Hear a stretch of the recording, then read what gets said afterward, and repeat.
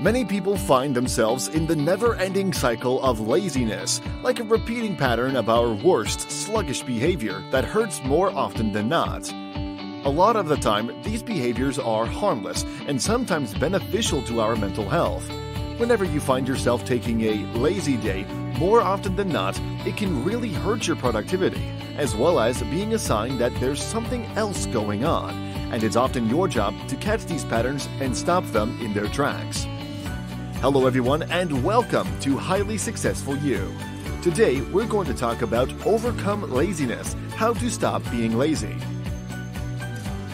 How to stop being lazy isn't usually a simple process, and it's not as cut and dry as it seems. Believe it or not, even highly productive people can find it challenging to get things done. And often, you just won't see their lazy days the way you see your own. Today, we'll be diving into 10 ways you can take back control and stop being lazy, all while learning to cut yourself a little slack and do it in a way that works best for you. It's all about making these changes sustainable for yourself and ensuring you don't get overwhelmed along the way. So, let's get into it. Number 1. Set manageable goals. Setting unrealistic goals for yourself or taking on too much all at once can lead to burnout. This may not be a clinical diagnosis, but the symptoms of burnout are often recognized by medical professionals and include exhaustion, loss of interest and motivation, and an overall longing to escape. To avoid overloading yourself, try setting smaller, more attainable goals that will help you maintain your sense of momentum and not overload you along the way. Start your day with a to-do list of things you were meant to do anyway sometimes. The act of crossing them off is enough to keep you going. Number 2. Figure out why you're feeling lazy. Sometimes figuring out the root of your so-called laziness can help you figure out how to cut it out. There are too many ways to dismiss the behavior rather than address it head-on. Laziness is often not your fault, but a product of the environment around you or the circumstances you find yourself in. You may have set up too many complicated goals. Maybe you don't know where to start. Perhaps you've adopted a negative mindset. Perhaps you aren't feeling inspired, you're tired, or feeling anxious. Sometimes your laziness means you need a break, and you're already experiencing the signs of burnout.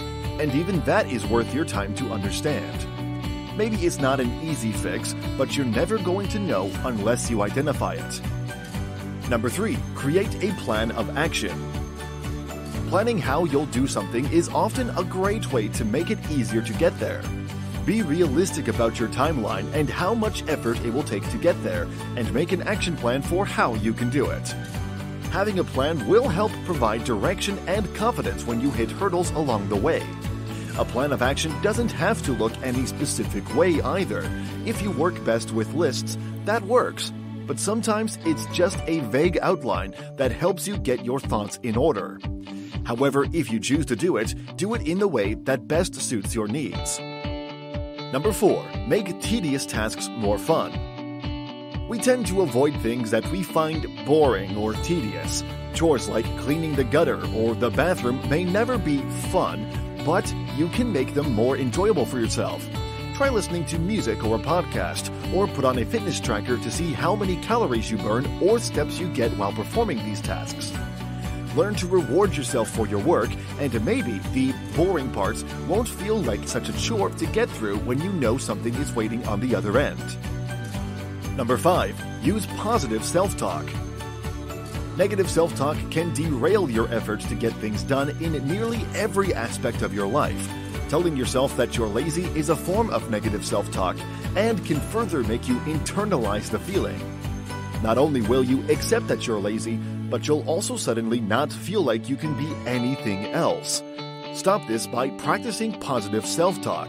Instead of saying, "I can't get this done," try instead, "I'll give this my best to make it happen." Instead of deciding that you're lazy, just accept that you need the moment and you'll move past it. Number 6. Switch up your environment. If you feel like your current space is making you procrastinate on work or studying, try changing things up. If you can work from home, try that out, or go to a library or a coffee shop where you can focus on that for a while. Sometimes the change of scenery can help, and sometimes seeing other people working hard can help you get into the correct mindset. Number 7, find an accountability partner.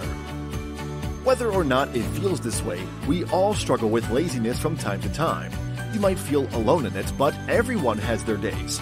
Finding someone, anyone, who can help you fight laziness with a little bit of pressure.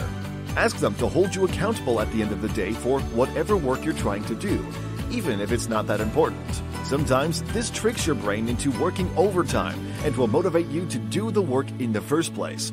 So when they come back to check on you, you're miles ahead. Number 8, start easy. You're likely to procrastinate more when you have a complicated problem ahead of you. If you know the problem won't take much time and effort to solve, you'll likely dive right into it and use that motivation to keep going. Because you've already felt like you accomplished something along the way. You might not want to do the challenging task at the end of your day, but it's better to front-load your day with easy tasks rather than finishing with them. That way, you're less likely to do something else instead, and you can get right into the work at hand. Number 9, recognize your accomplishments. Patting yourself on the back for a job well done can help motivate you to keep going. Consider writing down all of the accomplishments you make along the way, in everything you do, no matter where you are. Did you fold that load of laundry you've been taking your clothes out of?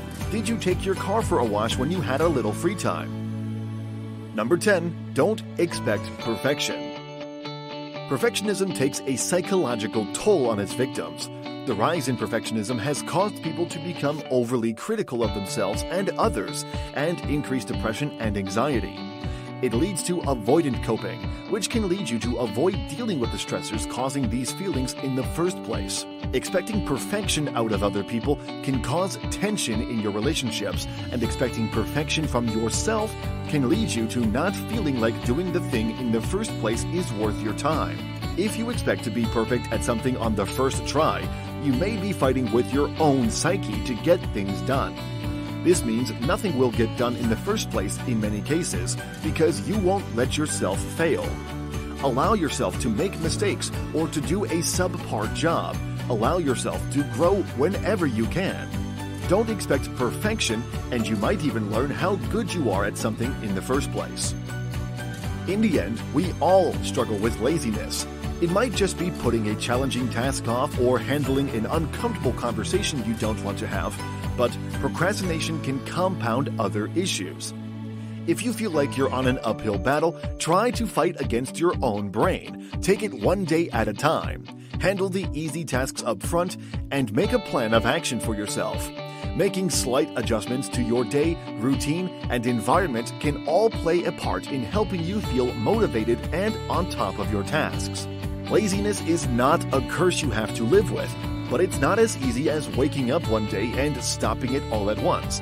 It's recognizing your own pattern of behavior and redirecting it in the best way you can. The steps you'll take aren't one size fits all, but that just means anyone can do it in their own way. That brings us to the end of today's video. Are there any thoughts you'd like to share? Drop it down in the comment section below. If you enjoyed this video and want to hear from us again, be sure to hit that subscribe button before you go. Thanks for watching, and we'll see you on the next one.